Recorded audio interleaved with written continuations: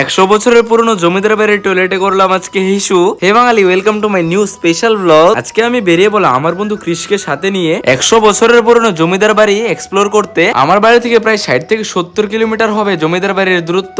প্রায় জমিদার বাড়ির কাছাকাছি আসার পর নিজেকে একটু এনার্জেটিক করতে খেয়ে নিলাম এনার্জি ড্রিঙ্কটা খাওয়ার পর আবার আমরা জার্নি স্টার্ট করলাম। তারপর চলে আসলাম সেই জমিদার বাড়ির রাস্তায়। এই রাস্তা দিয়ে অনেকটা পথ যাওয়ার পর চলে আসলো ফাইনালি জমিদার বাড়ি। আর এখানকার লোকেশনটা তো ভাই জাস্ট অন্য লেভেলের একটা লোকেশন, আমার কাছে তো বেশ ভালোই লাগলো। আর এই রাজপ্রাসাদের মতো বিল্ডিংটাতেই থাকতো জমিদাররা। তার পাশে এই যে ঘরটা দেখতে পাচ্ছ, এটা ছিল কোনো একটা মন্দির। এই বড় দোতলা বিল্ডিংটার তো দরজা জানালা সবগুলি বন্ধ ছিল। তারপর আমি চেষ্টা করছিলাম ভিতরে ঢোকার। আমি তো বন্ধুগণ ভিতরে ঢুকতে পারলাম না। দেখতে পেলাম ভালোবাসার মানুষদের এই সুন্দর দৃশ্যগুলি আর কিছু অমর প্রেমিক আর প্রেমিকারা নিজের নামগুলি দেওয়ালের মধ্যে খোদাই করে লিখে দিয়েছে। তারা জানি কি প্রমাণ করতে চেয়েছে, আমি তো কিছু বুঝতে পারলাম না। তোমরা একটু বুঝতে পারলে কমেন্ট বক্সে লিখে জানাও তো। আচ্ছা, এগুলোকে এক সাইডে রেখে আমি চলে আসলাম জমিদার বাড়ির সুন্দর দিঘিতে। আর এই দিঘিটাও বেশ আমার কাছে সুন্দরই লাগলো। আর এই দিঘির পাশেই ছিল 100 বছর পুরনো এই জমিদার বাড়ির টয়লেট। আর 100 বছর পুরনো টয়লেটের সামনে আসার পর যেটা আমি বুঝলাম, এখনো মানুষ এই টয়লেটের মধ্যে টয়লেট করে। আমি কেন বাদ যাবো, তার জন্য আমি হালকা উপর একটু লাইট করে মুতে দিলাম টয়লেটের মধ্যে।